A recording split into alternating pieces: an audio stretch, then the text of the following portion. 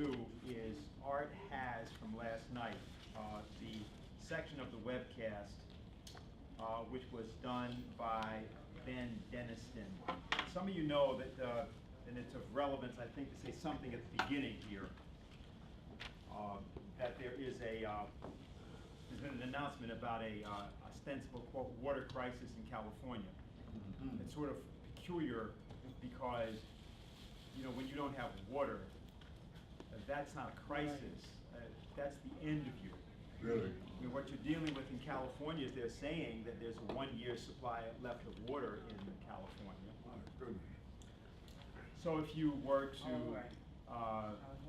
consign water, if you were to basically cut back the water use by half, then you have 2 years worth of water.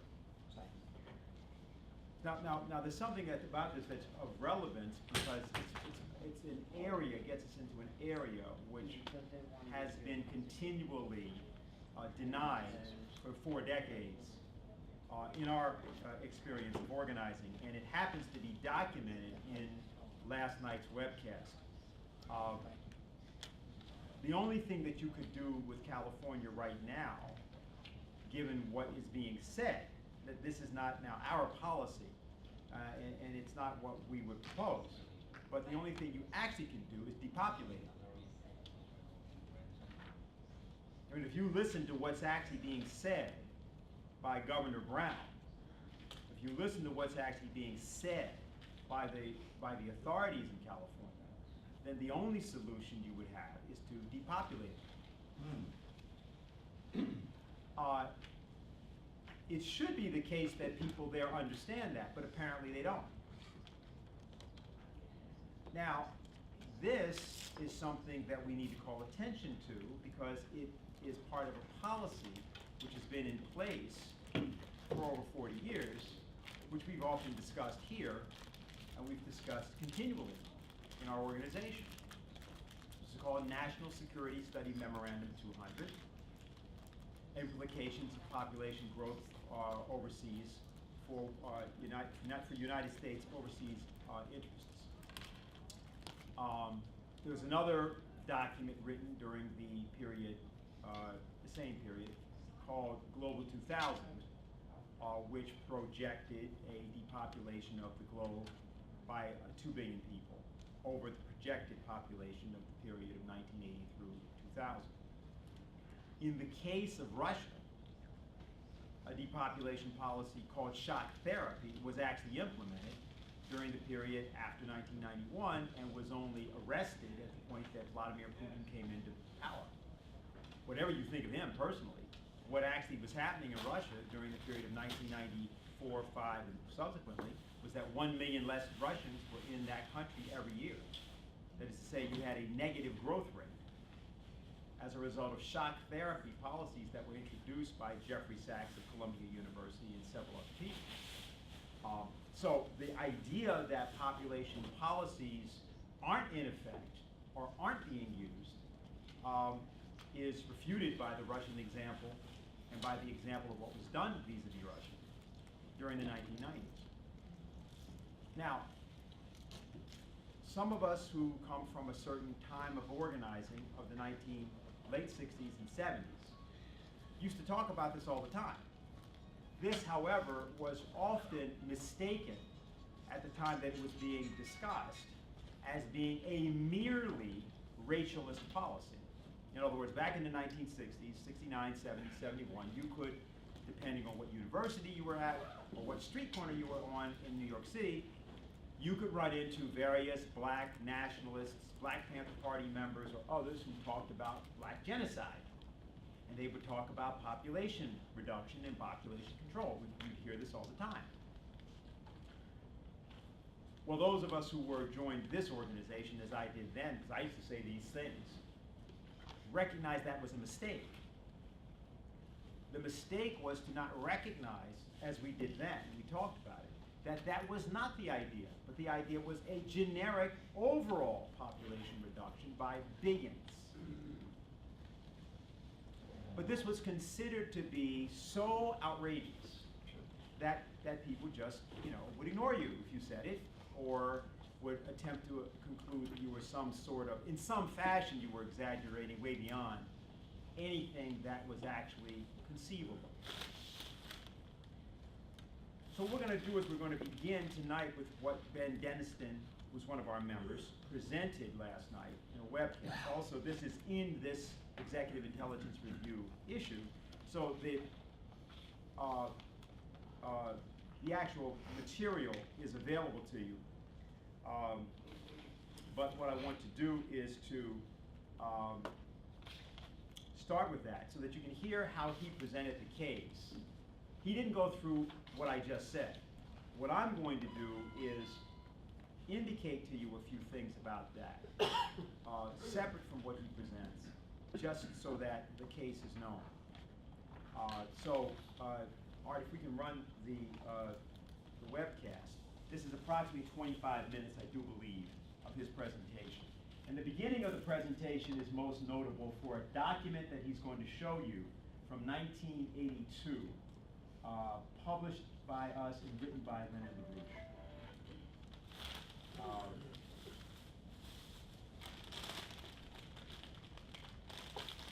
Move it?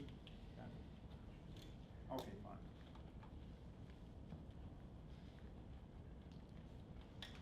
Good evening, it's April 3rd, 2015. My name is Matthew Ogden, and I would like to welcome all of you to our weekly webcast with LaRouchePAC.com. This is a very unique and important broadcast that we're hosting here tonight. I'm joined in the studio by our feature guest this evening, Benjamin Deniston from the LaRouchePAC basement team. We're also joined by Jeffrey Steinberg from Executive Intelligence Review. Just by means of introduction, Ben will be presenting a summary presentation tonight based off of research that is included in a new paper that has been published this week by Benjamin Deniston called Memo for the Next President, New Perspectives on the Western Water Crisis. This is included as the feature item in this week's Executive Intelligence Review magazine, which is titled The Mission of the Presidency. And those of you who are viewers of this website regularly will maybe have seen the presentation that Ben Deniston did this past Wednesday on the basement team's New Paradigm for Mankind show. So what Benjamin Deniston will go through tonight is supplemented by this paper, which is available on LaRouchePAC.com also, and we highly encourage you to study this and to read this, and by all means circulate what is about to occur tonight as widely as you possibly can. So without further ado, I would like to introduce Benjamin Deniston.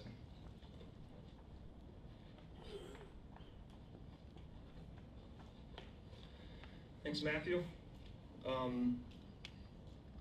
People know California is in a major water crisis.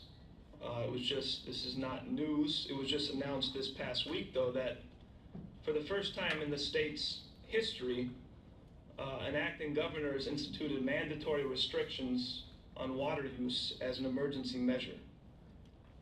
Now, this is, I would say, really tragedy. It's more of the same. It's more of the same failed policies that have already brought California to its current point of crisis and potential threat. And now it's time to get serious about the water crisis in California and elsewhere more generally. The fact of the matter is, right now, at this point, in the conditions in the United States, but also more broadly, I'm going to focus on the western regions of the United States, we can no longer simply rely on managing local or regional water supplies. That the situation in California expresses more clearly than anything else that we've gone past that. We've gone beyond the point where we can just manage existing local or regional water cycles. There are no solutions in the current bickering that's going on about who's going to get what limited water there is. In California, you have fights between the north and the south, who gets the water. Fights between the farmers and the cities, who gets the water. It's all insane at this point. And the additional plan in this crisis now to simply cut use and impose mandatory restrictions without providing any actual solutions. And I mean solutions by increasing the water supply, the water cycle, to California and other regions. Without that, what's being proposed right now is a plan that's going to result in depopulation and the death of the state of California. There is no guarantee that this drought that's going on now is going to stop. And I'm going to get into this, but by the historical records, it's actually more likely that this type of process is going to continue. And the Brown Plan for the state of California is for a brown state with no life. So the point is, we need solutions. We need a new perspective and a new approach to this crisis. And we need to approach the issue of water in California and water more generally at a higher level. Now, I'm going to reference what China is doing, because this is the right perspective. This is the right direction, what we're seeing coming out of China right now. The perspective being developed and pursued by the BRICS nations. And Mr. LaRouche has emphasized very strongly that this means, most emphatically, China's space program, their lunar program, the mission to elevate mankind to a solar system perspective and beyond, to understand the world's water system from this higher standpoint. And from some discussions with Mr. LaRouche earlier today, based upon the work I presented in this paper that Matthew just referenced, this means today, most emphatically, going to the highest level, which is a galactic perspective, with galactic metrics and a galactic clock, as Mr. LaRouche was saying earlier today. So that's the subject that we're going to get into here. So first of all, just to lay the proper groundwork for this discussion, this is not a new crisis. This is not a surprise. The North American Water and Power Alliance, a project designed to bring a small fraction of the abundant fresh water of the Northwest, Alaska, British Columbia, the Yukon Territory, down into the Southwest, was a program that was designed in the 1950s and 1960s for exactly this reason. It was known that the natural water conditions of the Southwest were not going to be adequate to sustain the population and sustain growth in the western regions of the United States. It was known then, over 50 years ago, that the future of the Southwest depended upon bringing new water supplies to that region. Since then, Mr. LaRouche has been on this issue for decades.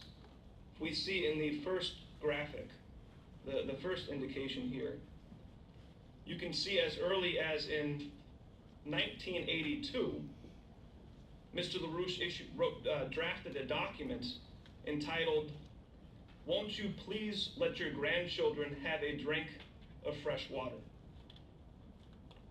Now, this was a document that Mr. LaRouche wrote that featured prominently the NWAPA project. And again, this was 1982. So do the math now, over 30 years ago. The grandchildren that Mr. LaRouche was speaking of over 3 decades ago, warning of the crisis that's now hitting, have been born. Where is their water? The point is, nothing has been done, despite the fact that these crises have been known, despite the fact that it was so well understood that the West was going to need these new water supplies. This entire NWAPA system was designed and proposed decades ago. So the crisis we're facing here, now, today, in California, maybe being the most extreme current expression, but it's not just limited to California. This crisis is here today because of this failure to act over the past 2 generations. Now contrast this with what's happened in China, what's going on in China. If we see in the second graphic, here we see a comparison of what China has done in the recent period in terms of water diversion projects with what the United States has done over the past century. Now, as illustrated in the timeline depicted beneath the United States, you can see clearly that from the time of Franklin Roosevelt in the early 1930s up through the time of John F. Kennedy, you had a remarkable growth and expansion of water development projects in the United States. For the West, this included the management of the Colorado River, the Sacramento River, and the San Joaquin River. This development created a series of systems which had the capacity to deliver about 20 cubic kilometers per year of fresh water throughout California and other regions in the Southwest, from the 5 projects depicted here. But you can see clearly that since the 1970s, after this period of progress from Roosevelt to Kennedy, the United States has done nothing. The United States failed to act on NWAPA, failed to follow LaRouche's warnings and advice, and failed to follow the warnings of others, declaring and defining the fact that the Southwest, the survival of the Southwest, depended upon these types of projects, bringing new water to the region. Then look at China. In less than 2 decades, China has surpassed what the United States had done. What we see here is a depiction of their South Water North project, which already, not even being fully completed, already has a greater capacity than the combined 5 projects of the Southwest United States. Between their eastern and central routes, a total of about 27 cubic kilometers of fresh water per year is being delivered, compared with the 20 of the entire Southwest system. And they currently have designs and studies ongoing to develop a western route, which, once that's developed and implemented, the total of China's entire South Water North project will become over twice what the United States has done in their Southwest region. So again, they've already surpassed us, but in about 15 years, they've done more than what the United States did in 40 years. Now, a keystone, for further comparison, a keystone of China's water development project is their Three Gorges Dam. Now again, this surpasses what the United States had done earlier. The Three Gorges Dam has a greater storage capacity than either the Hoover Dam or the Grand Coulee, 2 of the kind of highlight projects of this period of growth under Franklin Roosevelt. And the Three Gorges has a greater power generation capability than both of those U.S. dams combined. And in fact, the Three Gorges Dam is currently the single largest power generation facility in the entire world, stationed on the Yangtze River as part of this whole Chinese water management program. So what we see here in this comparison, it's clearly illustrated. China is showing us that these things can be done. That while the United States has degenerated, China has progressed and progressed more quickly. So now, California is suffering and dying from the effects of this degeneration of the United States.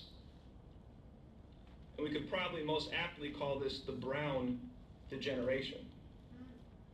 And quite frankly, the situation is still probably worse than most people will let themselves believe.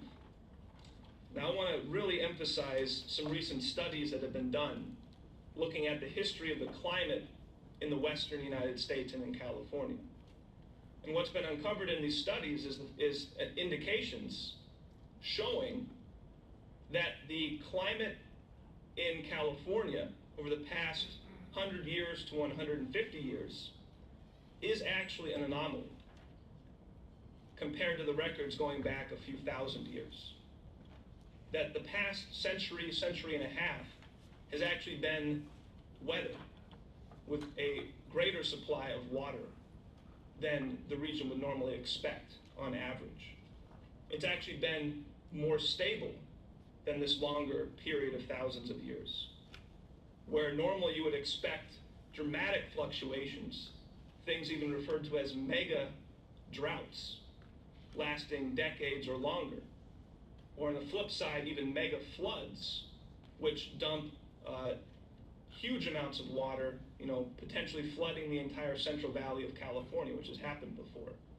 So the climate in the West has been characterized over a longer period, according to these studies, by greater variation and overall averaging of a drier conditions. So if you recognize that and let that sink in, quite frankly, it might not even be accurate to call the current situation in California a drought. It might be more of moving out of an anomalously wet period and into what naturally is a drier climate in California and the West. So that's the reality that we're facing. And that's a reality we have to overcome.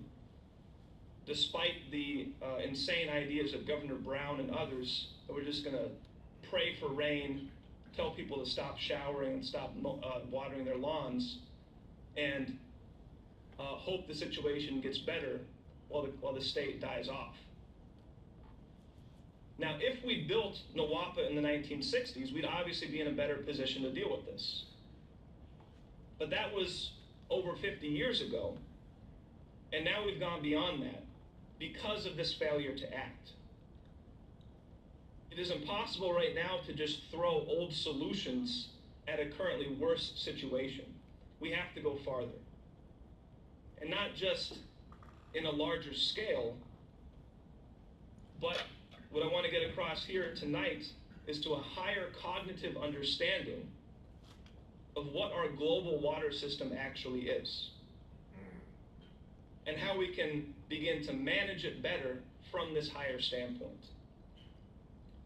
NWAPA was going to a larger scale, and it's likely that we might still need something like that in the longer term to deal with certain aspects of the conditions. But that has to be subsumed by going to a higher level, not just a larger scale.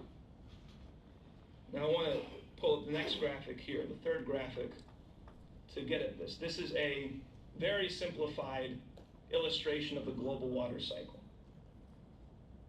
Contrary to the belief of many foolish greenies and environmentalists, water is not something you use up. It's an inherent cycle. It's a cyclical system that mankind taps into, improves, and develops, and utilizes his control over this cycle to improve the biosphere, improve the land. This is what mankind has historically always done and what mankind must continue to do. Now, the basic characteristics of this cycle is evaporation of ocean water, putting that water into the atmosphere, and then the precipitation of of evaporated water, atmospheric moisture, over land, where it can participate in terrestrial cycles, in economic activity, in biological activity, in plant life. It can do something productive, something useful for the terrestrial biosphere. And then it cycles back into the ocean again. It doesn't disappear. It's not used up. It's a cyclical system. Now, up to this point, the vast majority of water management is limited to a single category of activity, a single type of activity, which is managing the water that has already fallen on land. Now, whether this is groundwater or snowpack melting to create river flows, this is all precipitated water that's fallen out of the atmosphere onto land. These can be local irrigation projects, larger regional projects like the United States built in the 30s, 40s, 50s, and 60s, which we were just looking at. Or they can be even larger projects, continental projects like NWAPA. But all of those together are still a single category of activity, a single type of activity. Mankind relating to this cycle at a particular level, which is managing this precipitated water, surface water, groundwater. Given the current crisis, we have to go further. Again, not just to a larger scale, but to a higher level. We can't just rely on the natural results of these water cycles. We have to look for new ways to control the cycles themselves. If needed, expand the cycles themselves. And if that's not enough, create our own cycles anew.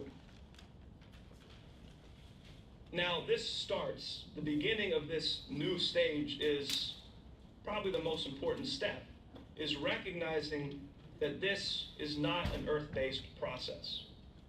That the water cycle on Earth is not a reflection of the Earth in and of itself. All kinds of terrestrial factors play a role. Ocean cycles, volcanic activity, these are all factors affecting the global water cycle. But ultimately, the whole thing is driven by cosmic factors. We have to look at this from outside the Earth. People seem to forget the sun powers the entire global water cycle.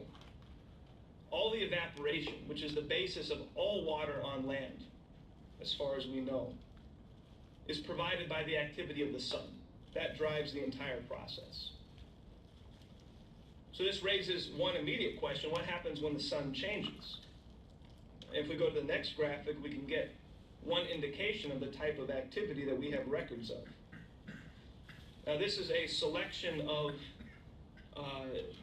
sites where we have records showing particularly climate variations, and for the most part, variations in water availability of the water cycle in different parts of the world. And these are variations that correspond directly with changes in solar activity. And on these studies in particular, you're looking at scales of a few hundred years in terms of the lengths of these cycles. That when the sun goes into periods of weakening, of weaker activity, less sunspots, less magnetic activity, less flaring activity, when the sun gets weaker generally, which it does periodically, which we know of already, you tend to get these types of fluctuations, changes in the climate patterns, in the water availability. In particular, what we saw there in the mid-latitude regions, including California, where we have all these yellow, orangish yellow circles indicating, you tend to get drier periods when the sun gets weaker. Up in the north, you get indications where it gets colder. You get colder climate conditions in these weaker periods of solar activity. More in the direct line of the tropics, in some regions you tend to actually get wetter activity. So the climate changes. And this might be a surprise to the IPCC. We might want to send them a letter so they realize that the climate changes without mankind's activity.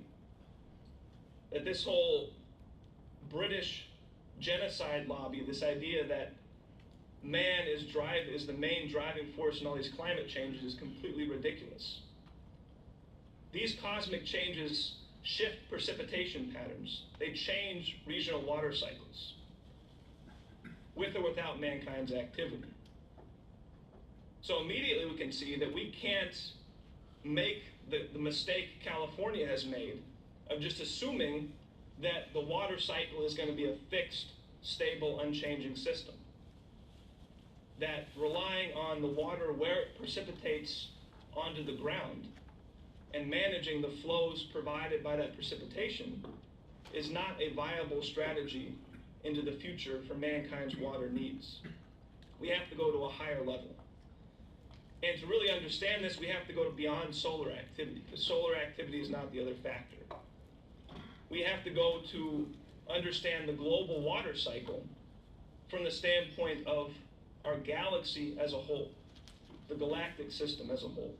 And if we go to the next image, we can see one indication of this. This is a depiction of our understanding of the motion of our solar system through the Milky Way galaxy, through our galactic system. And our understanding of how our solar system periodically moves above and then below the plane of the galaxy, the main disk of the galactic system. And even in just one recent study, it's been shown that corresponding to this motion of our solar system through the galaxy are climate changes. That as our solar system has passed through the midplane region of the galaxy, we tend to get colder periods. When the solar system is moving either above or below the galactic plane, kind of above and below the galaxy, further away from the denser activity in the middle, we tend to get warmer periods. So this is one recent study. Other studies have shown that as our solar system moves through the spiral arms, another structure in our galaxy, as it's orbiting around the galactic center, when we move into different regions of denser activity in the galactic system, that corresponds to periods of dramatic cooling. You know, even some things referred to as global icehouse events, where you get glaciation that will, in some cases, cover the entire planet. And if not that far, nearly. So what does this mean? If we want to understand this water cycle that we experience, if we want to understand the climate, then we have to start at this highest level, this galactic level, which affects and controls and influences and manages the climate on Earth. Now, as soon as we say this, you're going to get some jerks out there who will complain. And they'll say, what are you talking about? Why are you saying, why are you even raising a 32 million year cycle, which is what this last galactic cycle was that we're looking at? Why are you saying that we should be worried about a 32 million year cycle when we have a current crisis and people are saying California is out of water in 1 year? You know, why are you bothering us with this, you know, wild astrophysical stuff? And it's somewhat helpful when you hear people say that, because you can know who the idiots are and who not to listen to. This galactic perspective, this higher understanding of what our climate system is, all the factors that influence it, why it works, how it works, is the basis for the future of water on Earth under mankind's control. That despite the idiots out there, and I include the IPCC and their British associates in that category, you're living in a cosmic system right now, a galactic system. Your water cycle, which you depend upon, is an expression of a solar and galactic interaction. So this is where we have to start from. From now on, as Mr. LaRouche was saying in a discussion with him earlier today, from now on, everything which matters starts from this galactic perspective.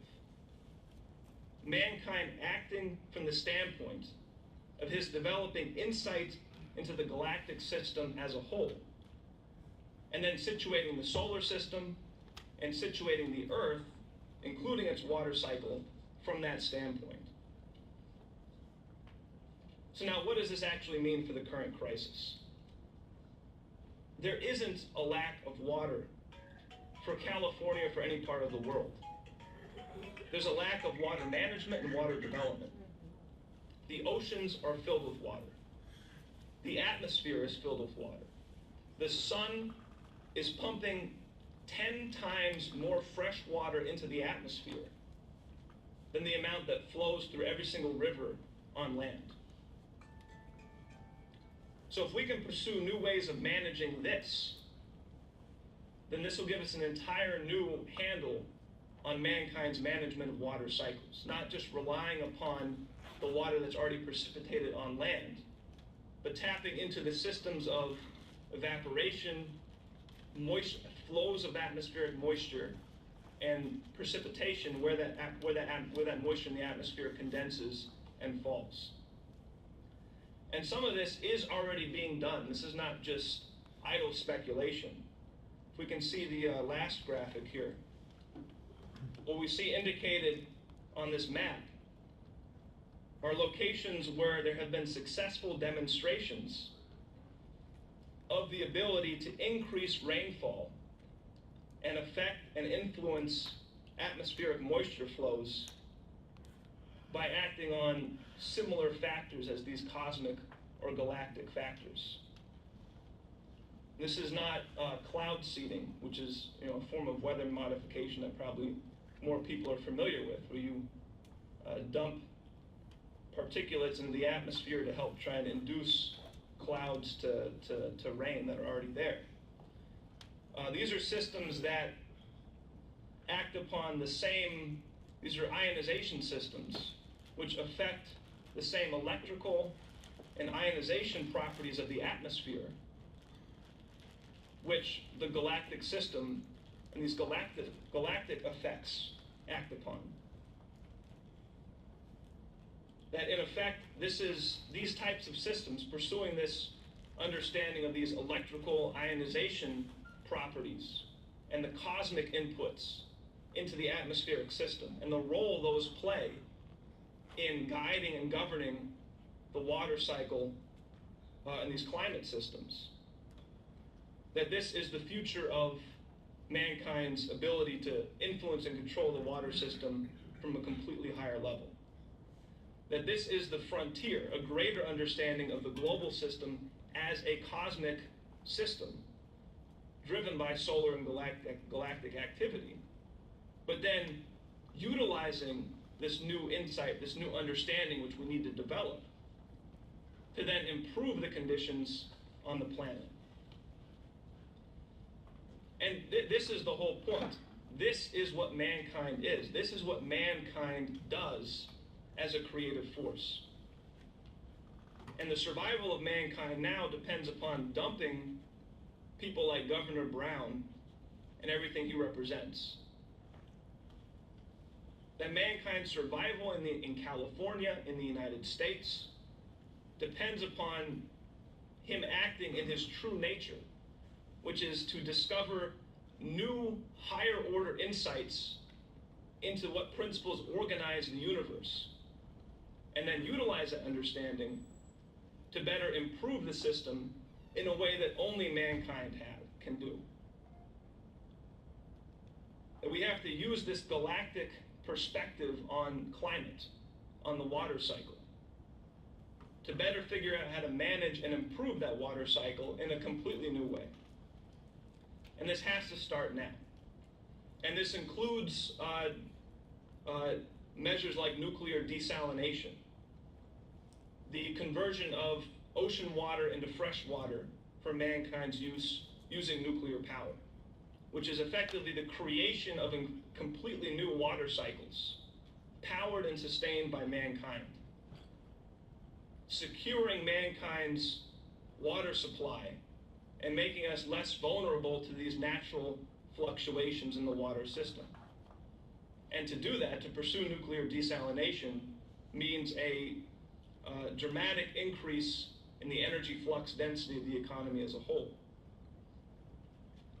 But beyond this, we have to look at this immediate challenge of pursuing the control and management of these atmospheric moisture systems.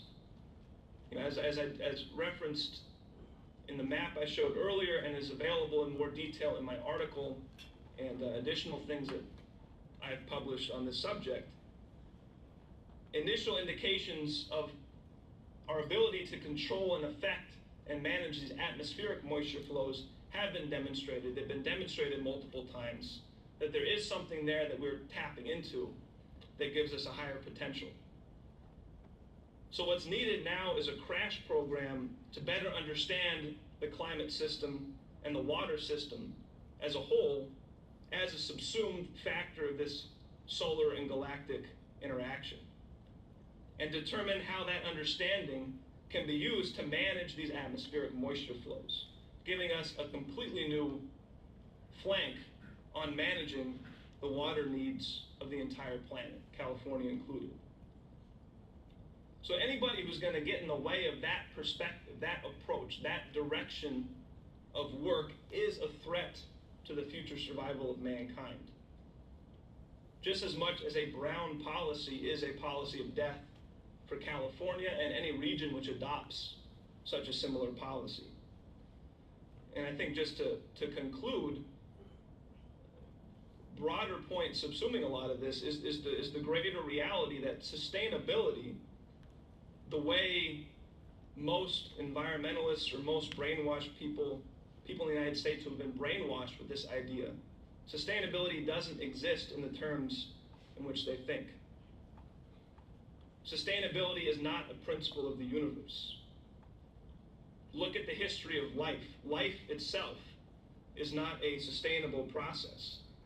It's been a progressive and transformative process. Developing new stages of life, developing a stage of life to its fullest extent, only to be superseded by a new higher stage. Not sustaining at any one level, not managing any one cycle at any one stage, but always moving to a qualitative shift to a higher level. That is what's natural.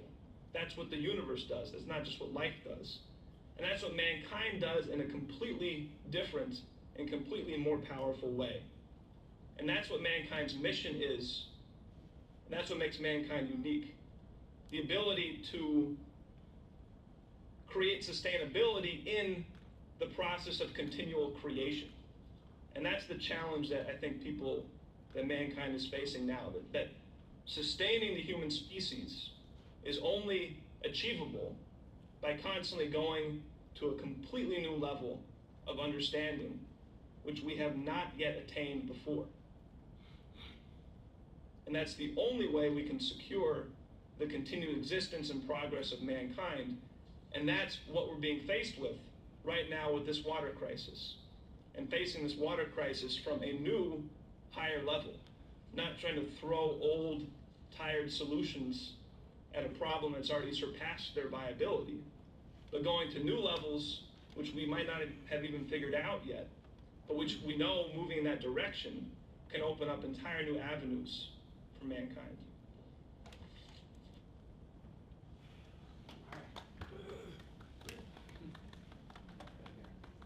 Now, what got presented, of course, is completely controversial in the United States, and you will not implement what he's talking about without a major fight.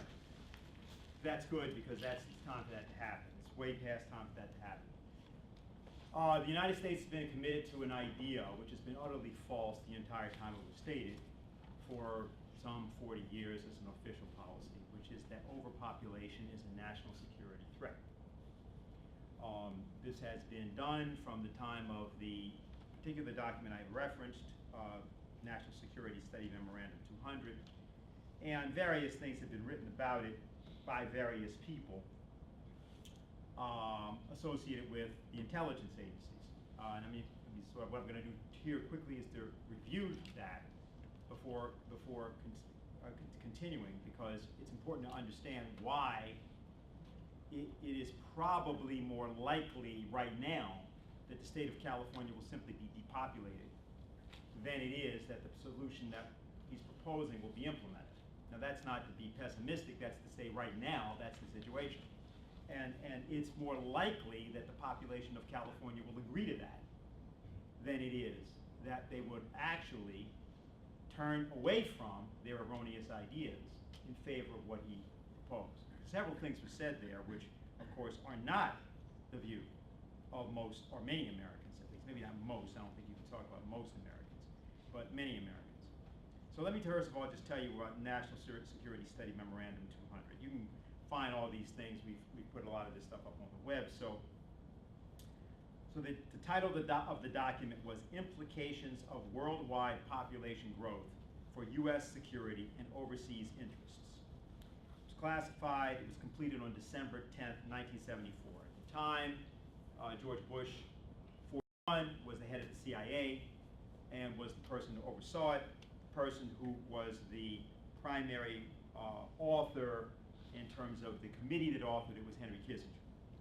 So, in November 26, 1975, there was a National Security Decision Memorandum 314, which then made this official policy. And it's been the official policy of the United States from that time.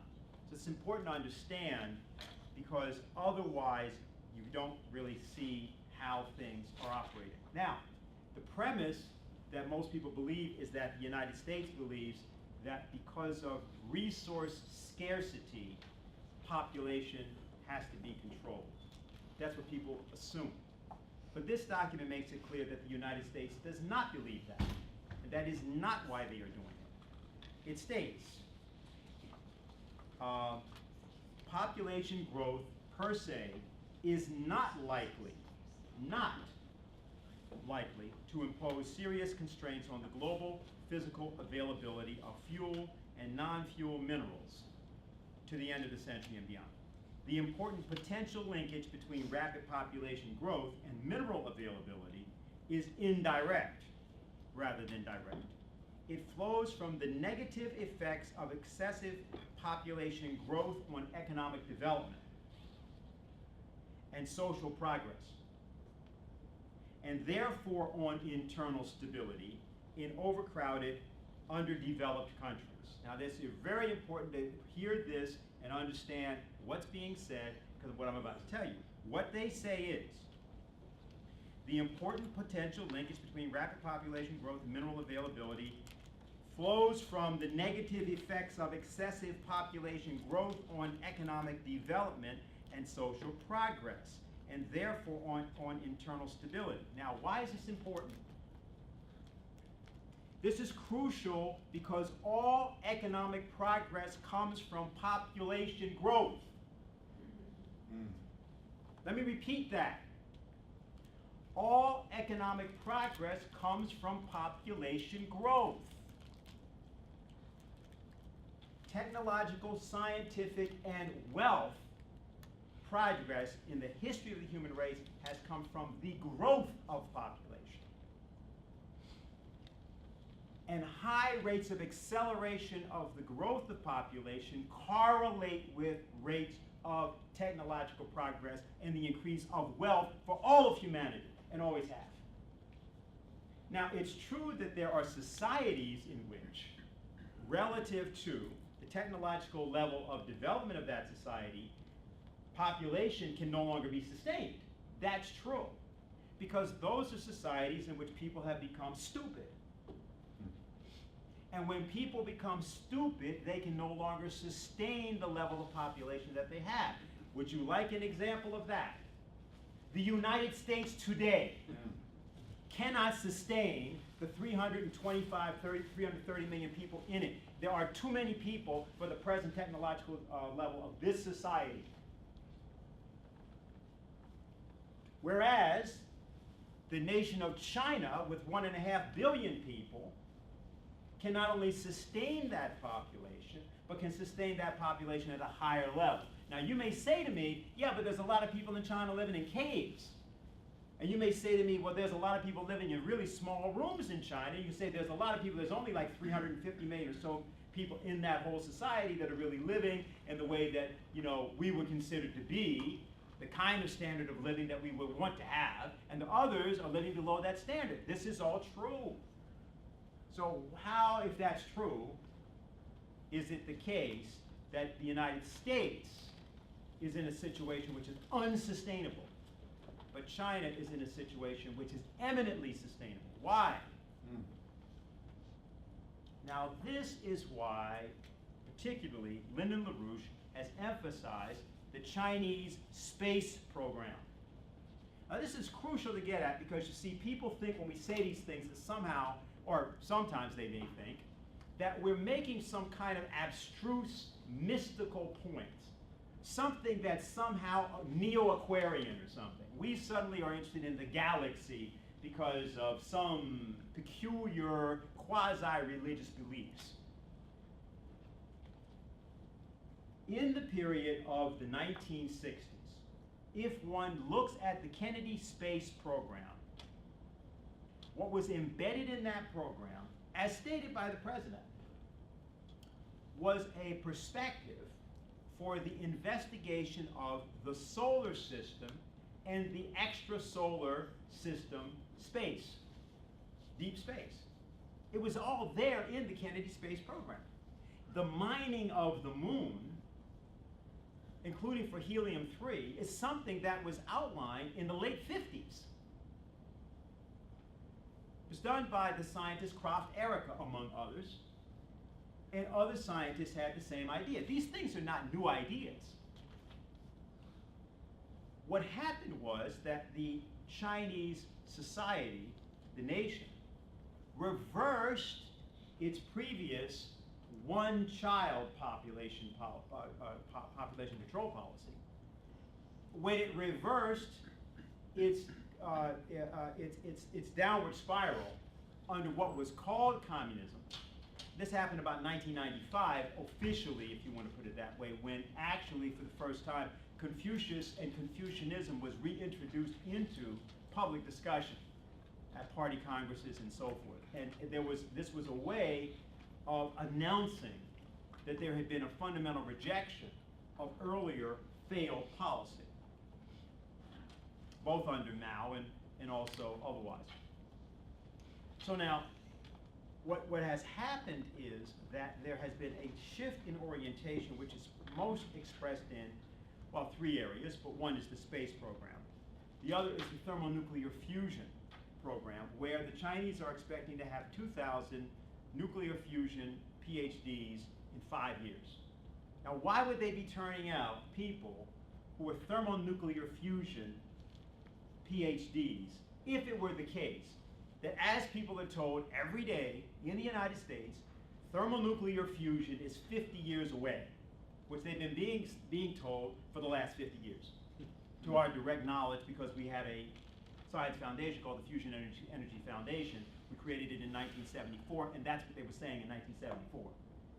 Even as we successfully passed legislation, as we did, as our organization did, and our organization uniquely did this, through the Congress of the United States, and had it signed by President Jimmy Carter, who was our arch enemy at the time, in the same way Barack Obama is now. But he signed that into law in 1980 for a 20-year crash program for thermonuclear fusion energy. It's still on the books to this day, and none of it was implemented. So why would the Chinese, if this technology is completely some wacko moonbeam technology, why are they turning out 2,000 thermonuclear fusion PhDs in the next 5 years? The issue has never been resource scarcity. Never. That whole discussion that's been going on in the United States for the past 40 years is a lie. And it was known by us to be a lie. We campaigned against it, so we can proudly, and it's all in the records, like you saw the one pamphlet from 1982. So you can just look, in our case, you can just go right to our archives, the Executive Intelligence Review magazine, and you can see what we said every year. We knew it was a lie. But of course, we were being politically suppressed. We were being called kooks. We were being called political extremists. And as that happened, year after year, there was less and less water in California, and things got drier and drier and drier. Until we've now reached the point that this unfortunate sort of relic from the 1960s counterculture, Jerry Brown, is again offering nothing but death. Just like the environmentalists, whether they wish to or not all of them, but many of them, were offering nothing but death. They didn't know it, but you know, it doesn't matter if you don't know if that's what you're offering. See, you can apologize for it, but what are you going to do with the 38 million people in California? See, if you tried, I guarantee you, to go to Watts or Compton or East Los Angeles and tell those people not to take showers and not to take baths, you will be using more water to burn out the fires that are going to happen in those neighborhoods than they would have used if you had left them alone. They are not going to cut back their water use by half. It isn't going to happen, except one way. Reduce population. Or Kill them. some kill them. That's it. That's what you're into. So I want this to just be stated. Let me just give a couple of things from this document. This is from National Security Study Memorandum 200. The real problems of mineral supply lie not in basic physical sufficiency, but in the political economic issues of access. the terms for exploration and exploitation, and division of the benefits among producers, consumers, and host country governments. In the extreme cases where population pressures lead to endemic famine, food riots, and breakdown of social order, those conditions are scarcely conducive to systemic exploration for mineral deposits or the long-term investments required for their exploitation. So again, that's what they were talking about the whole time. Now, with thermonuclear fusion, there is no need for excavation of minerals, because with thermonuclear fusion, 1 cubic meter of the Earth's crust is enough, using the thermonuclear fusion process called the fusion torch, to provide the resources needed for all known industrial processes in the world for an entire year. It was known that thermonuclear fusion had this promise, which is exactly why it was not encouraged as a public policy, though various governments were always doing a certain amount of research on it, like the Chinese and Russian and the United States governments. Also, the Indian government has done a certain amount of it as well. So now the reason for saying that, to give you one other thing here. Assistance for population moderation should give primary emphasis to the largest and fastest growing developing countries where there is special U.S. political and strategic interest. Now, this is written in 1974.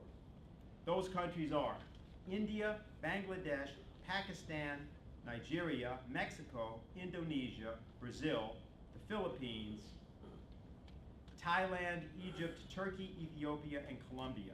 Together, they account for 47% of the world's then current population growth. In a document called American Democracy and the Vatican, Population Growth and National Security,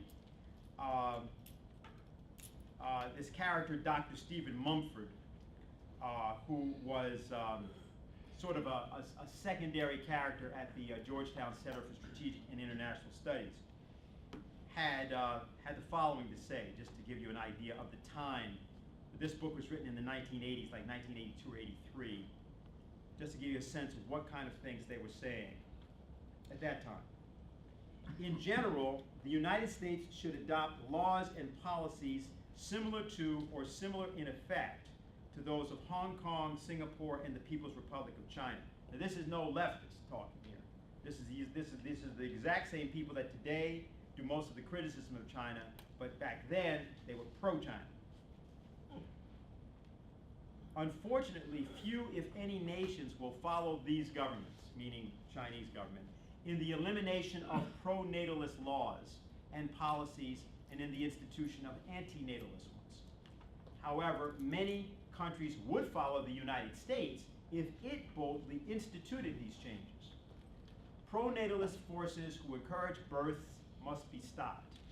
We must adopt the anti-natalist policies that we are suggesting for rapidly growing developing countries.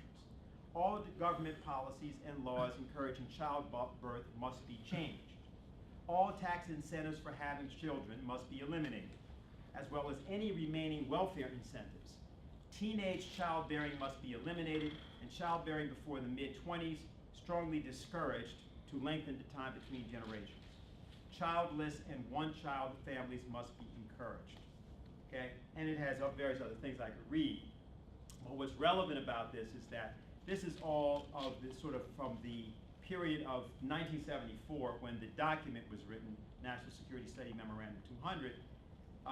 It's important to note that there were conferences going on through the United Nations and so on to push that policy more generally. And we intervened in those conferences. In 1974, there was something called the World Conference on Population. There was a Catholic priest who spoke there who briefly got a certain amount of notoriety because his name was Father Arthur McCormick, and he stated at that time, quote, "The population explosion poses a more immediate threat to human lives and to human life than the possibility of nuclear war and nuclear explosion." Now, this is important because that's what established the policy outlook that caused what just happened in California. And I'm going through this because I want this to be clear, because otherwise what we're saying we're trying to do around the BRICS process is really not understood. See, it looks like what we're saying is the same thing that the governments in the BRICS process are saying. And what we are saying is not what they are saying. They agree, we agree with them on how much they've said, but we are saying something additional. We're saying something nobody else is saying. Now, Helga LaRouche went through that last week, actually, in her discussion, but it was at the end. And what really happened in that speech, I guess most people were there. Who was not there last Saturday? That's 1, 2, 3, 4, okay. These ladies. Okay, they weren't there, okay, fine. Well, most people were there, but because I'm gonna play a section of this, the audio of it, so you can hear it. Because she said something there which was very specific, and actually, I know at least one person in our organization, when they were transcribing it, didn't believe she had said it. They transcribed it, that they changed one of the words just because they couldn't believe that she was saying what she was saying. Because they thought she was saying, we are now, as opposed to we are not. We are not proposing the unity of nations or something like that. You'll hear it actually in the tape. Because what it is we're saying is this: you cannot take a set of laws, whether they are the American Constitution itself or the so-called UN Charter, World Charter, and unify the world on this basis. You cannot do it. You have to take actual, universal, physical law and unify the world. You have to be able to do something which everybody in the world has to acknowledge as being physically true, and make that the basis upon which people are working together. That's where this thermonuclear fusion process comes in. Or like the thing with the space program. That if there are countries that jointly work together, whether it's mining the moon or it's creating a kind of a globally extended economic platform, which is, you would call an extraterrestrial economic platform, actually. That's what it would be. The laws by which that's done are verifiable by all countries, which also means that all countries have to be involved, which means that you can't have so-called backward nations not involved on an equal footing with the advanced nations in these areas of space exploration and research. And if you don't do that, you will end up with a global war. That's actually what was saying. Now, see, now they're not at that point yet. Some of them would agree, maybe all of them would agree, I don't know. But they're not saying that. And this is a crucial difference, because if you try anything at this point on a lower level, it just isn't going to take. Nobody's going to listen to you. And also, the impending danger of war is so great that it's just going to happen at some point. Art, I'm going to give you this. I saw somebody had their hand up. I'll take that question or comment here in a minute. I think you can just set it up and then push the thing there. If you just hit the screen so it doesn't blank on you, because if it does, it'll. Okay, yes, sir. I had heard that for many years that you could fit the whole population of the whole world in the state of Texas. Of course, not in a comfortable living situation, but that kind of bulk of people can be fit right in that large state. Now, is this true, or am I just hearing, I read it as what's the reliable case? source. Yeah, I know what you're saying. And it's not to demonstrate that people could live there, but No, it's just to no. demonstrate that the amount of people that the world has could probably fit. No, but what can is fit the case? state of Texas. No, I know what you're talking about. What is the case is that if you take the present population density of New York City, just like it is right now, okay? So, you know, you got Central Park, you got this and that and the other, right? That you can fit the entire population of the world into the state of Texas, Louisiana, Arkansas, and Mississippi. That is true. Not just the state of Texas. But No, it's still- but it's still take pretty- that area. it's still Okay, a pretty okay, fine. good- Now, suppose we then divide it in half. Divide the population density of New York City in half. Let's say it's only half as many people. Then if you do that, then you add Oklahoma, Nebraska, you add California and New Mexico. If you want to cut it again, then you add Georgia, Florida, Tennessee, North Carolina, and Arizona.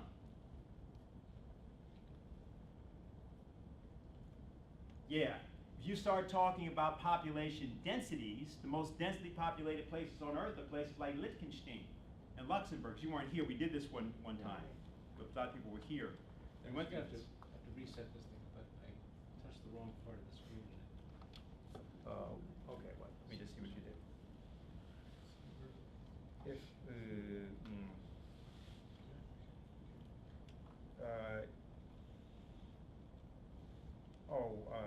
I think you may have just kind of, which means you have to set it up again. But let's take this, we can just, I think you, yeah, what you, okay, I got it. Yeah, so anyway, that's the case. So no that's right, population density is not, again, it's not the primary problem either. You take something like this, there's a couple of other things just so people understand. If you take the continent of Africa, right, and you ask the question, well, because everybody's always hearing people are dying in Africa all the time, right? And of course, there's an implication that that's because of either population, overpopulation, or poverty, or both. Okay, all right, that's going to be as close as we're going to get. That's fine. Okay, that's good enough. We'll make it work. So if you take the continent of Africa, you can fit all of China, all of India, all of the United States, all of Western Europe, okay, and most of what's called Central Europe into the continent of Africa right now. Now, it's got under 1 billion people. But if you count those places I just named, they've got about 3.5 billion. See, now that doesn't mean you would just do that with Africa, but the relevant point is that if it's only a question of population density or absolute numbers of people, we're not dealing with a problem there. Well, I bring it up just to show the agenda of population control. It's just a good offset of, like, they make this big thing that the population has to be, control. But technically, there's something that's missing from the way it's handled, with the way things are being handled, as opposed to that it has to be controlled. The United States population density is about the same as that of Sweden. Slightly higher, actually, now. We're slightly higher than we were. If you've ever been to Sweden, I don't know if you have, but I mean, those of us who've been there know there's nothing but forest in Sweden. And if you go look at the United States, it's a similar situation. You could put 4 times the number of people in this country with no problem. So why do they 10 to 12. Why do they push this population control? The reason it's done is because of the control over the mind that gets established once you say that. And further, because in the present the predatory economy that we've got, the idea that scarcity is what's driving people to behave in the way that they do, seems to be plausible to people. It's credible. And so the basic idea is that we've got to change that entire predatory financial approach, which is why we could keep emphasizing the issue of Wall Street. Are you ready there, you think? Just press it and let's, what are you doing?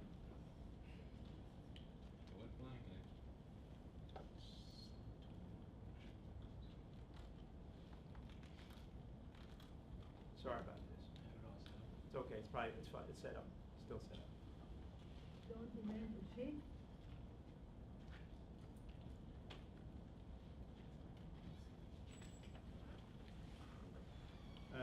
It's not, yeah, but it's not. Give it a minute and see if it will clear. Don't demand a change of this, and that is also something which has to be changed. Okay, so what we're gonna do Now, here, this is why just pause we it have for a to, minute. It'll just take a few seconds. Okay, so what people are gonna about to hear is this. We're having some technical problems, but we've got it set just before Helga LaRouche began the discussion, which I want you to hear. She's talking here about the danger of war, and specifically the danger of thermonuclear war and the provocation or attempts to provoke Russia into a war with the United States as well as China. So that's where we're going in from there. What we got is close as we could go. Obama out of the White House, says my husband, because without the United States, this war would not function. The British are the real instigators of the war, but the British have a pitiful defense system. They just had budget cuts more every year, so the British alone are just a tiny little island, with really no military capability. But the United States has to be brought away from this confrontation to Russia.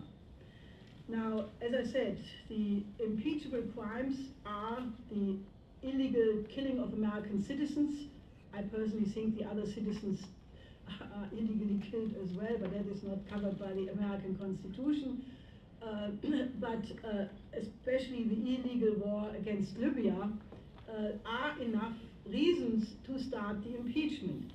Now, this is a difficult task because the Republicans, being great patriots, they say, let's keep Obama in the White House as a punching ball for the 2016 election, because with him as a enemy of image, we can win the presidency.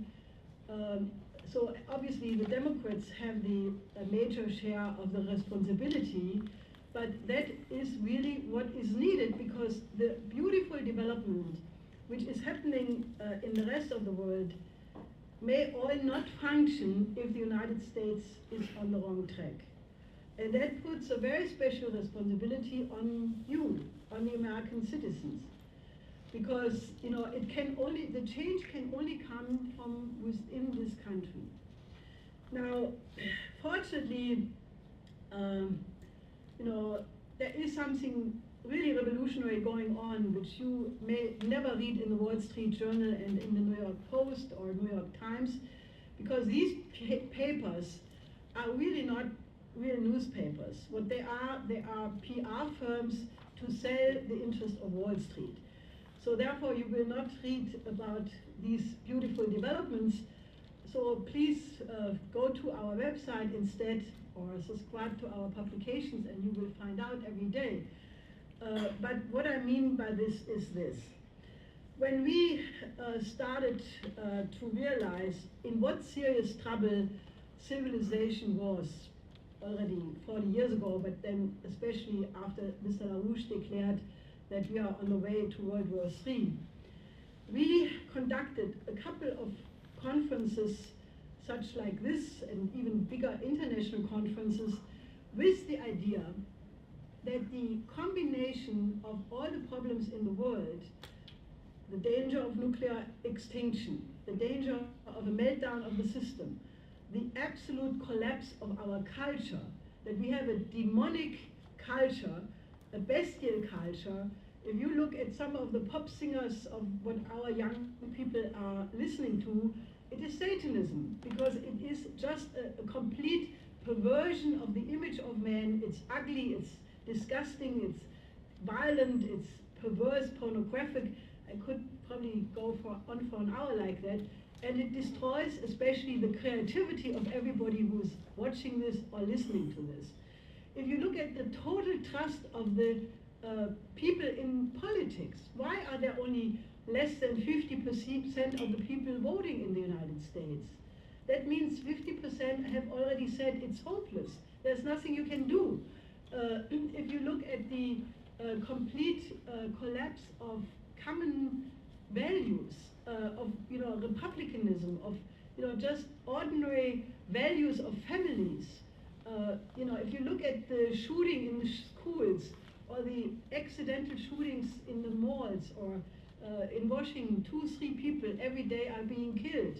If you don't come to the conclusion that this society is really sick, if you have an adult population which agrees, yeah, our children and our grandchildren will be much worse off than we were, and they don't do anything about it, you have a dying society. So I could elaborate this more, but I want to make the conclusion out of all of this. This is why we in our conferences set ourselves the theme, we need a new paradigm which breaks completely with all values of this globalization, of this imperialism, of this oligarchism, of this monetarism, of this money lust, of this perversion of the present system. And we have to make a break and go to a new paradigm of the future epoch of civilization. Now, most people have no idea what that should look like because they don't think about it, but they should think about it. And there are actually examples in history that you very consciously can initiate such a change. Well, if you go back to the 14th century, where you had a real dark age, you had witch burning, you had flagellants, you had the Black Death, which killed half of the population from India to Ireland. You had a terrible collapse, and you should read the Decameron of Boccaccio, or look at the pictures of Bruegel, where you have crazy people looking insanely. Then you get a picture of what a dark age is. Read the Decameron because it is a very good mirror of what we are looking at.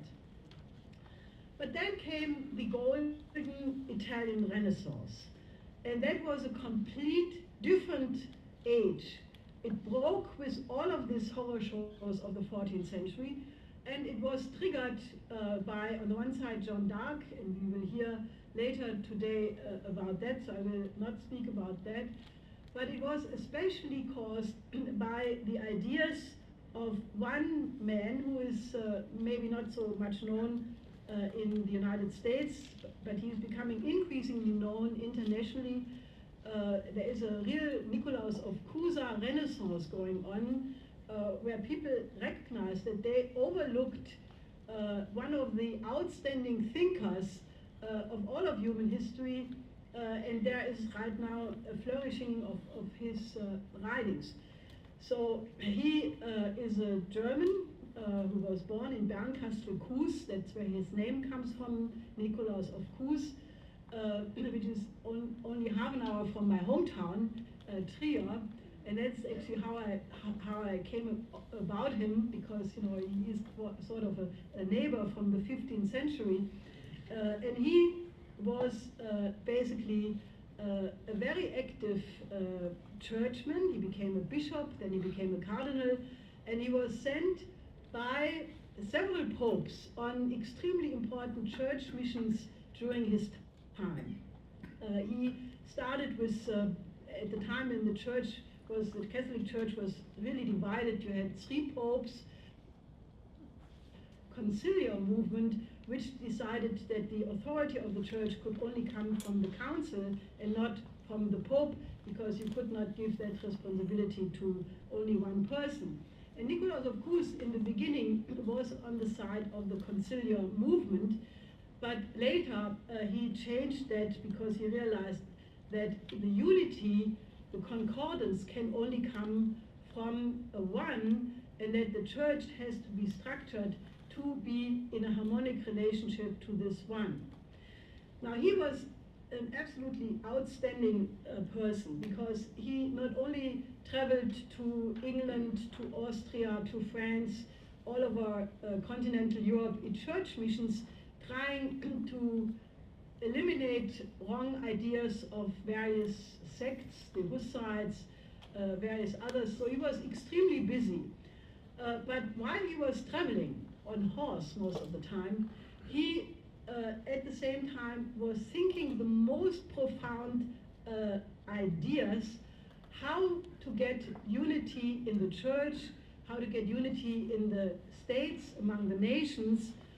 And his person is the proof that you don't have to sit in an ivory tower to come up with profound ideas, but that it is the struggle to bring order in the world when it is urgent, which is how you do it. So when he had the task, he was educated by the humanists, both in the Brothers of the Common Life, but also the people in Padua. So he had contact with a school of Italian humanists who had the idea that you have to go back to the sources of the great thinkers of the past and not take some gossip or footnotes of some scholar afterwards. So in this capacity he went to Byzantium and he collected all the handwritings from the early church councils.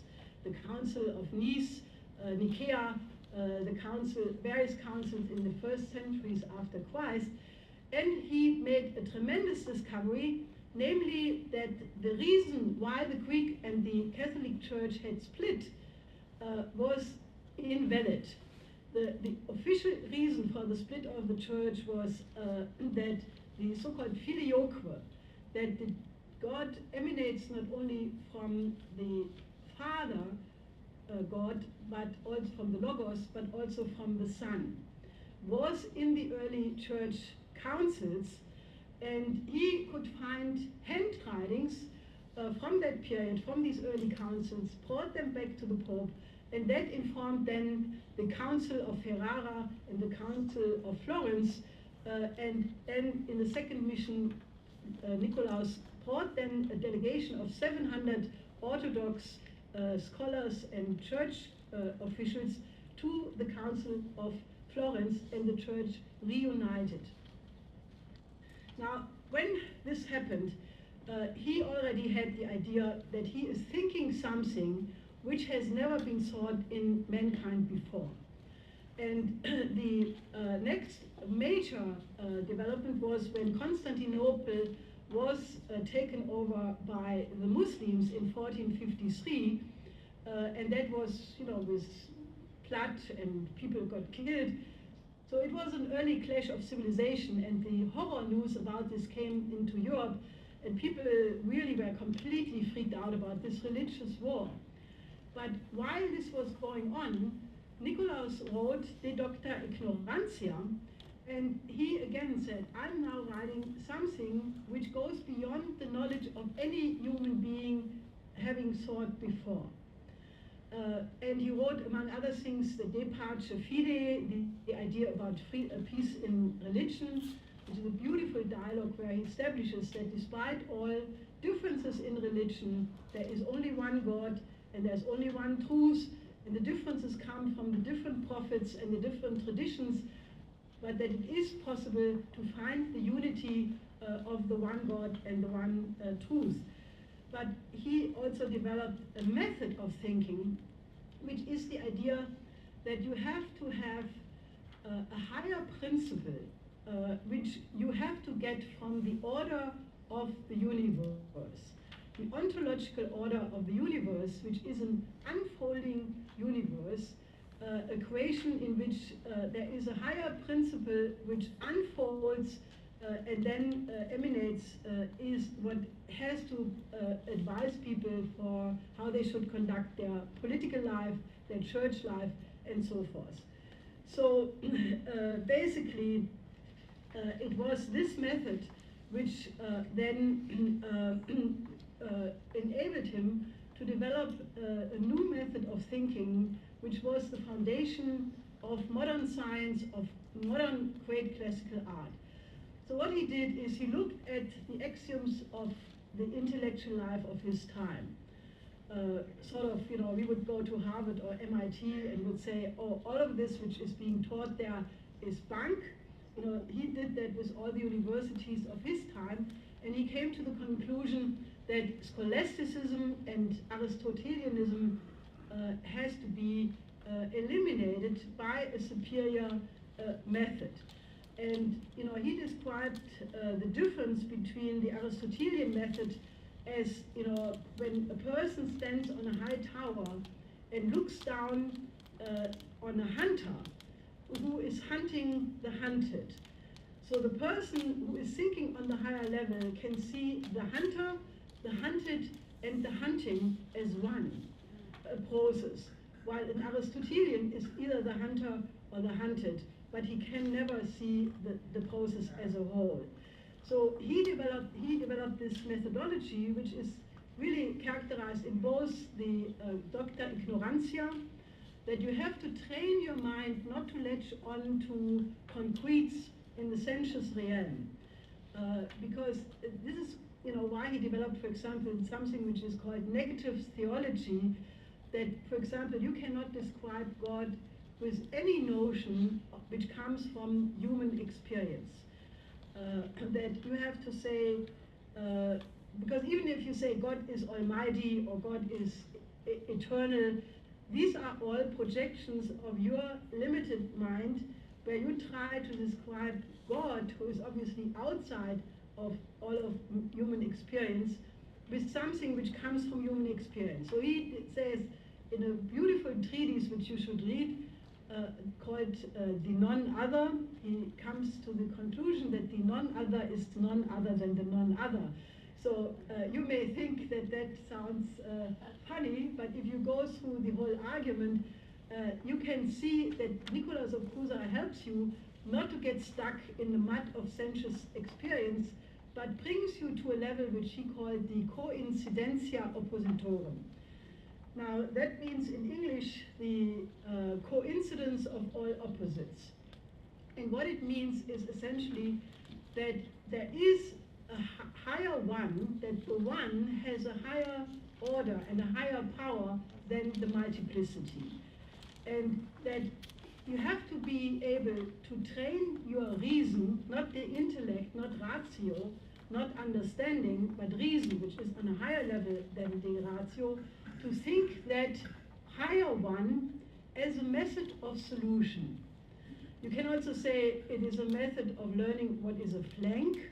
Any military commander knows what that means, that if you have inferior forces, you cannot win against superior forces in a head-on collision. But there are many battles in history where if you had a wonderful strategic thinker, he was able to outflank a superior enemy by thinking a flank or even a double flank, like Frederick the Great did in a famous battle.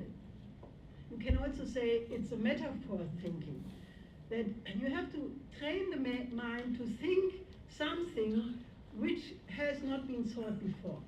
Now, if you want to make a scientific discovery, or if you want to write a beautiful musical classical composition, or write a beautiful classical poem, well, you have to have that capability in your mind to be truly creative.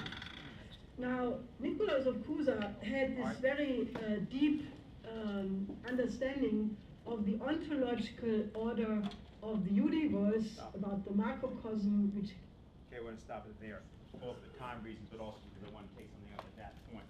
You have these little film clips, right? Yeah. Okay, fine. Okay, so we're doing an exercise related to what was just stated. You heard what's stated. You want to hear, and now we're going to do an exercise related to it.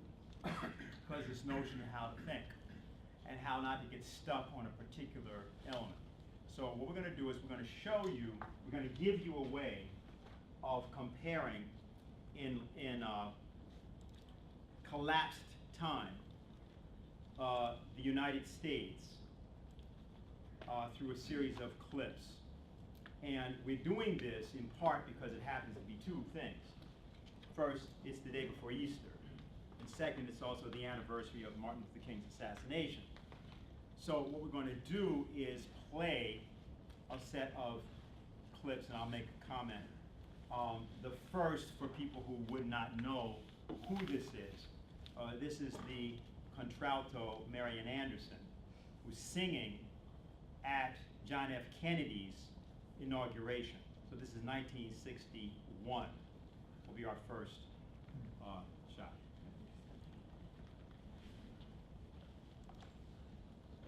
Distinguished American contralto sings the national anthem.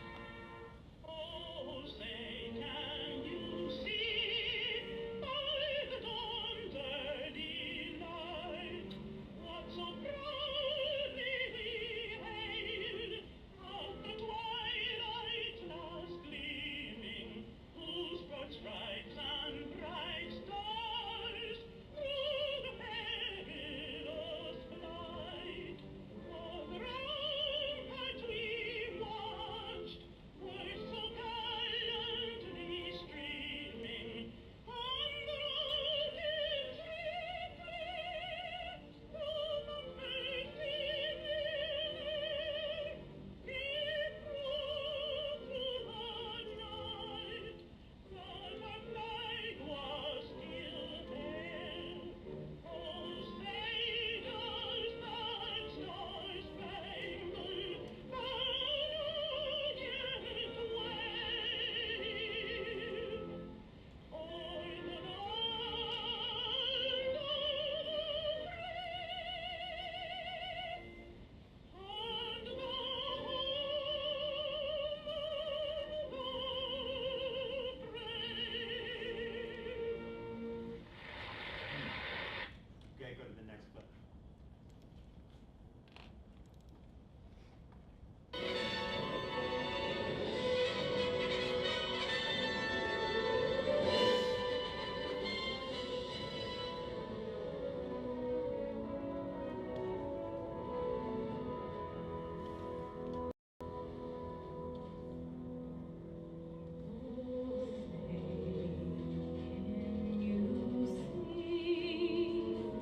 By the dawn's early light, what so proudly we hailed at the twilight's last gleaming, whose broad stripes and bright stars through the perilous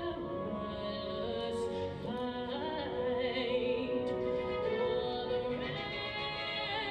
ramparts we watched were so gallantly streaming, and the rocket's red glare, the bombs bursting midair, gave proof through the night that our flag was still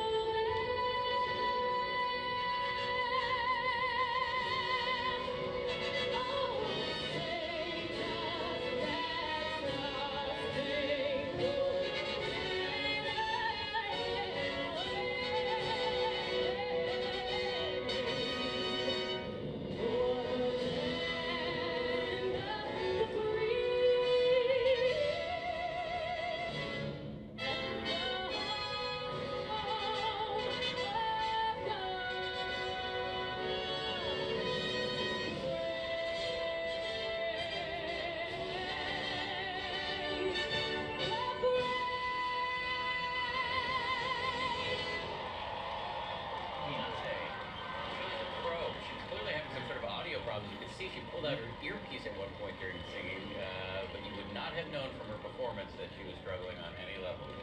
Okay, next.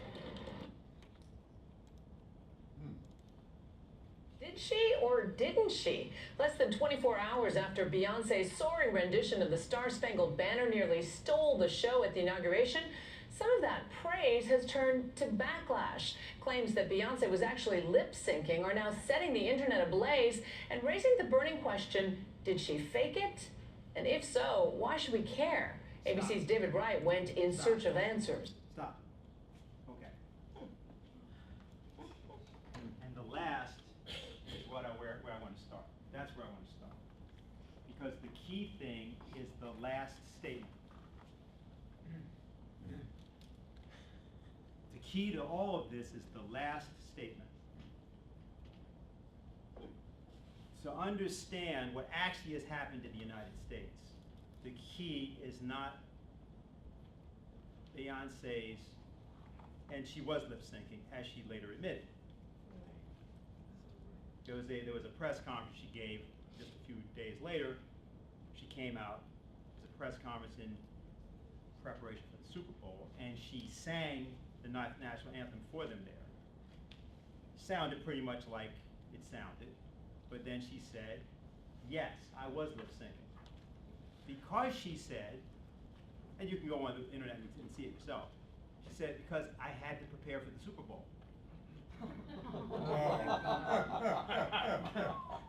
Amen. Real story. Real story. And she said, right, that if you know you don't want to mess up the national anthem at the inauguration. Okay, now, but what did you see? Okay, now we go to the final clip, and let me set this up so people know. Actually, I think it's set up within the clip itself. This is from 1939. This is from Easter Sunday, 1939.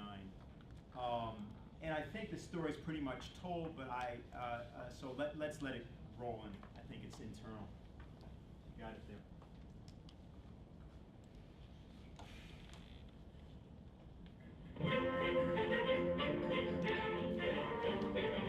Nation's most impressive Easter demonstration.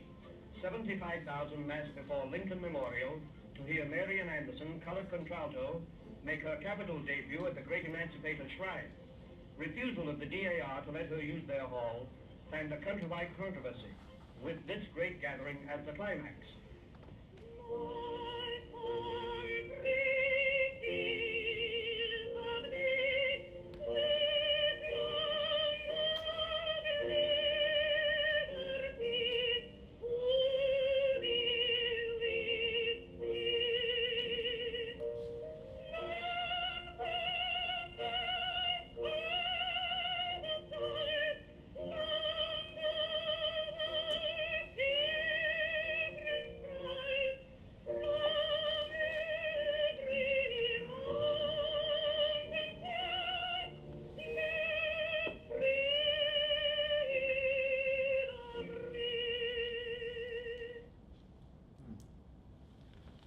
Okay, who here knows the story about what happened? Who here knows the story of what happened at Easter Sunday? Not our members first. Let me just see. Anybody else? The Daughters of American Revolution had opposition. Right. Why? Because of the coloration of her skin. Right. So what happened was, right, Constitution Hall was run by the Daughters of the American Revolution. Right. And they argued that no one black should be allowed to use their Constitution Hall to sing. Okay. Now this gentleman is a veteran of the Second World War. But of course, there are many blacks who are veterans of the American Revolution. Yes. But that, of course, has been denied continually in America to this day.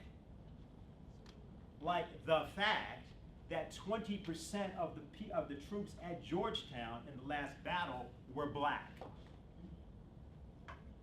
Denied to this day. A part of the reason that there were a significant number of black troops at a certain point was a lot of people that died. For example, the way that initially they were black troops because people like Colonel John Glover had them in the volunteer units from places like Massachusetts. The Marblehead Fishermen units were made up partially of African volunteers, as well as African American volunteers, because John Glover was a fisherman, and he just made up his unit out of the people that he fished with, and they were highly skilled. They were also all or nearly all literate. And when those units met the Virginia units, which were all white, but were largely illiterate. Some fighting ensued, and it had to be broken up at one point by Washington and Billy Lee, who was the black man that was one of his slaves that traveled with him for the entire war. The two best horsemen in the colonies were George Washington and Billy Lee, because wherever Washington was, and he was usually at the front, Billy Lee was with him. Washington was huge, people know he's 6'4". When you put him on a horse, that's one of the reasons everybody always knew where the front line was. He made sure by being in the front, and he was, he was all kinds of stories about the fact that he was never wounded, and it's extraordinary what he did and what he was. And as much as we will talk about the differences, but I point this up because the daughters of the American Revolution would have denied everything. Not only would they have denied everything I just said, they simply would have laughed. They simply would have ridiculed that idea. Anyway, what happened was they refused to let Marian Anderson sing because she was black, and Eleanor Roosevelt resigned as a member of the Daughters of the American Revolution, and it was Eleanor Roosevelt that put her in front of the Lincoln Memorial. She said, well, if you can't sing in front of 3,000 people at Constitution Hall, go sing at the Lincoln Memorial. Let's see how many people show up. So 75,000 people were there. Did you say you were there? Oh, well, no, but I was saying, when I came from my Catholic school in Jamaica Estates, I was in Hunter College. I never thought I would be able to get in, but I did. And it was oh my God, it had to be 1957, something like that. And Eleanor Roosevelt addressed the first week. She came to speak to everyone, and I was just amazed because I'd never been in a school. Well, I saw this huge flank of African American girls. It was an all-girls school. I was like, wow, that. They all sat together. And Eleanor Roosevelt, I couldn't believe it was Eleanor Roosevelt on the stage. She explained this, what you're talking about, and she addressed the whole reading of the freshman class and what have you to these girls most especially, and mentioned that she put them, that's where they're going to sing in front of the Lincoln Memorial.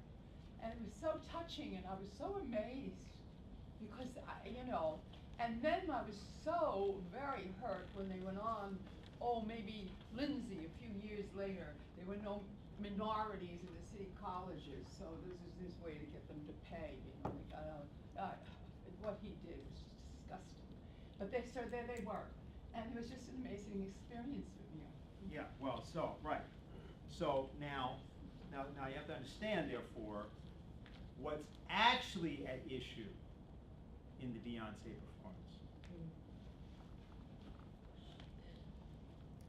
She doesn't know why she's performing.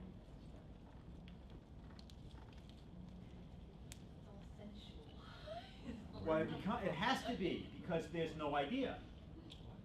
Because she doesn't have one. No, but also, neither does Barack Obama. Yeah. All right. Yeah. So, just understand it. They have no idea why to perform it.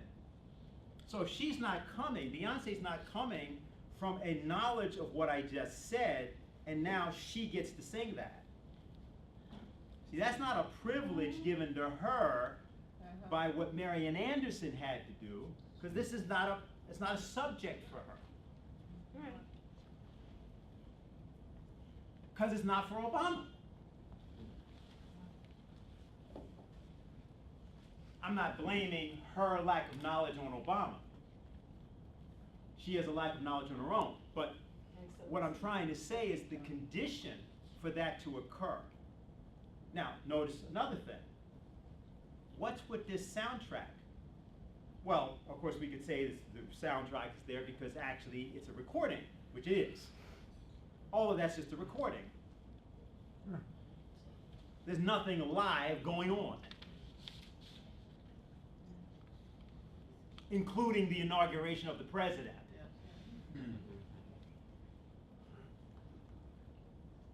because there really is no president.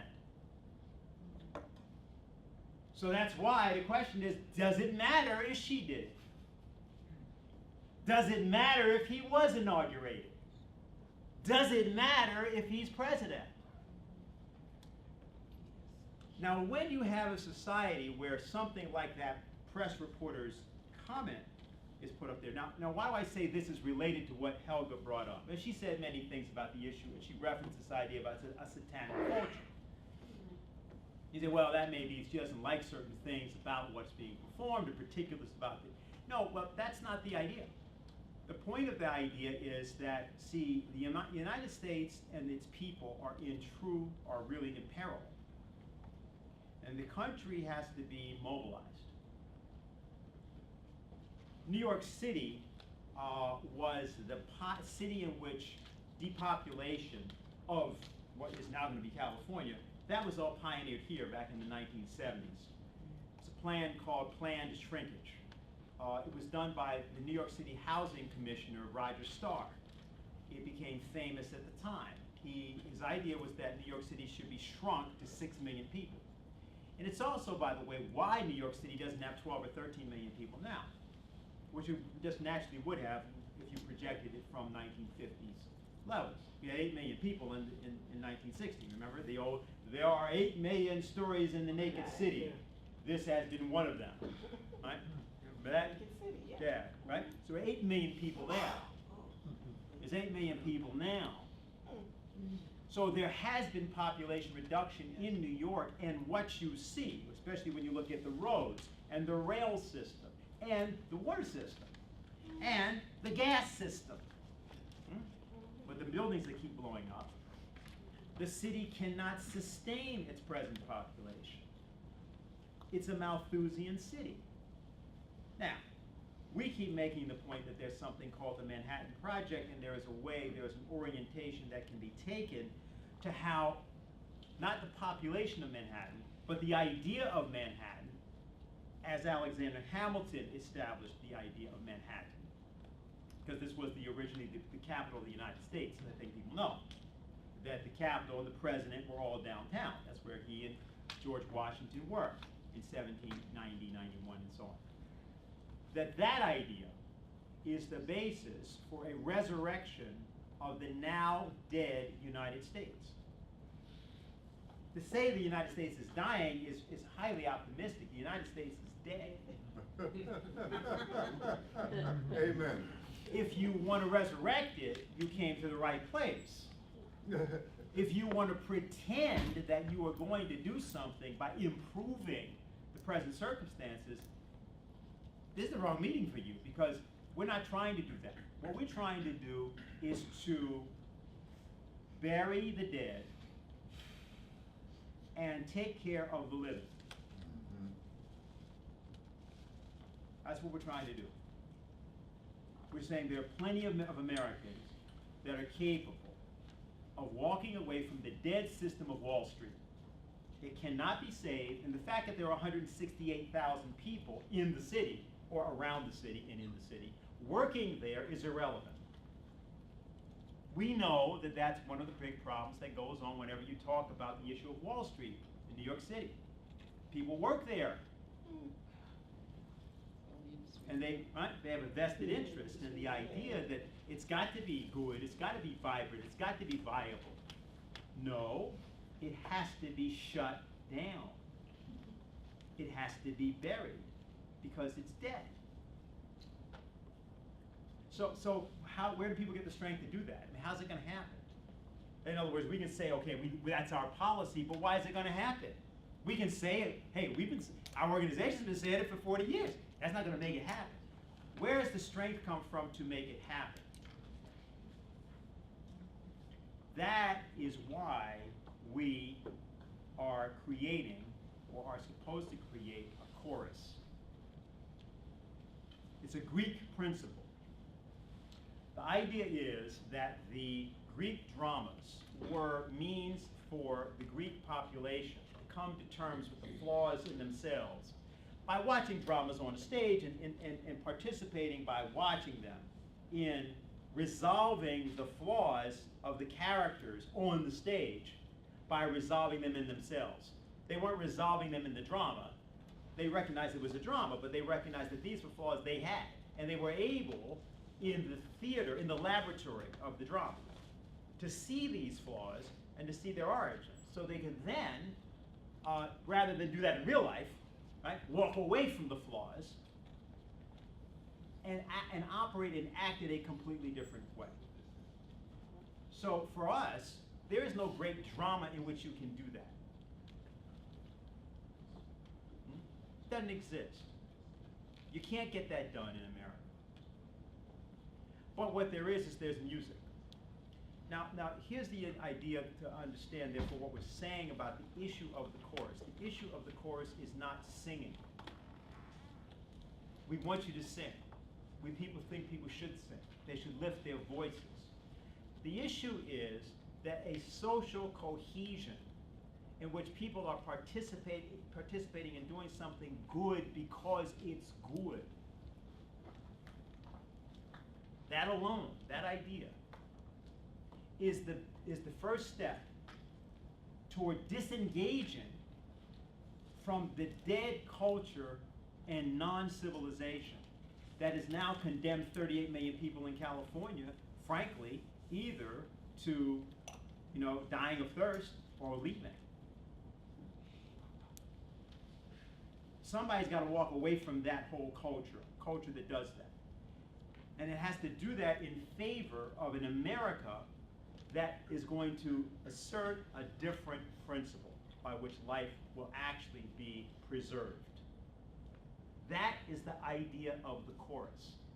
And this is the only weapon we have to do it. No policy, no program, no initiative that we try to take or anybody else tries to take in this country is going to work unless it's based on making that change inside the hearts and minds of the people. You will never do it. Won't happen. You can prove me wrong, or try, or you can take what I'm saying and do an experiment to see whether it is in fact the case. So we believe in proof by experiment. And the conception here is that the notion that we're trying to put forward of an advanced civilization, an idea of an advanced civilization, has to be embodied. People have to see it. That's what Easter's all about. That's the whole idea of what this is all about. That's what King was all about. You have to embody what the solution is. And it doesn't matter whether it's done perfectly or imperfectly. What matters is that it's embodied, and then people, because they see something personified, can then, not so much simply, quote, believe, but they can know that it exists. I mean, some of you know, this is not a matter of getting into theology, but some of you know that one of the issues that a real preacher will tell you is, if you believe in God, that's a problem. You have to know God exists. Real preacher will tell you that. Belief may be necessary, but you have to know God exists. And that's why, again, when Helga said, it's not a question of particular forms. There are different religions, different persuasions. There are different ideas about whether God is personified or not. Right? That's not what I'm referring to. I'm referring to something different. That if people see embodied a principle which is invisible, but they know is there, then under that circumstance, they are prepared to change what they do and go to a higher level to deal with problems that have become insoluble on a lower level. Okay? So this is where we want to take the group in Manhattan. And we want the group to think about the fact that we have the power to cause the United States to join Russia, India, China, South Africa, so forth, in this BRICS process at the highest level. We can do that. They actually can't. They will support it, absolutely, but only we can do it. But you won't really believe that unless there's something that you introduce yourself into your own thinking, which demonstrates to you that you've got the power to really make that happen. And what Marian Anderson did that day in Easter Sunday, 1939, and then later on at Kennedy's inauguration, and then later on at the March on Washington in 1963 with Dr. King, where she also sang, where she demonstrated that principle. So that when King spoke after she had done that, and quoted what she sang there on that time, see, that's the reason that people heard that speech that day in a different way than they otherwise would have. So that's the idea. Lynn, are you ready to? Okay. Dennis? Yes, sir. May I inject something? Sure. I was born and raised and cultured in the North. I didn't really experience segregation until I became in the military. When the train pulled into Fort Belvoir, Virginia, there was a second lieutenant on the platform, and emanated out of his mouth were, I guess you know you're in the South now. You will be governed strictly by the rules and regulations of the state of Virginia. And in the event you give us any trouble whatsoever, you will be prosecuted by the military authorities and the civil authorities. Any questions? Dismissed. This gentleman who's addressing you now, when I got in my bed that night, I cried. I had never, ever been subjected to such desecration before in my life. I didn't know how to deal with it. I carried a certain degree of malice in my heart after that incident. But later on, the good master spoke to me, Bill Monroe, you cannot continue with this in your heart. It's a sickness, it'll eat you up. I listened, and I've governed myself accordingly. I have no malice to nobody. However you want to worship, however you want to worship, that's up to you. I respect yours, please respect mine. Thank you.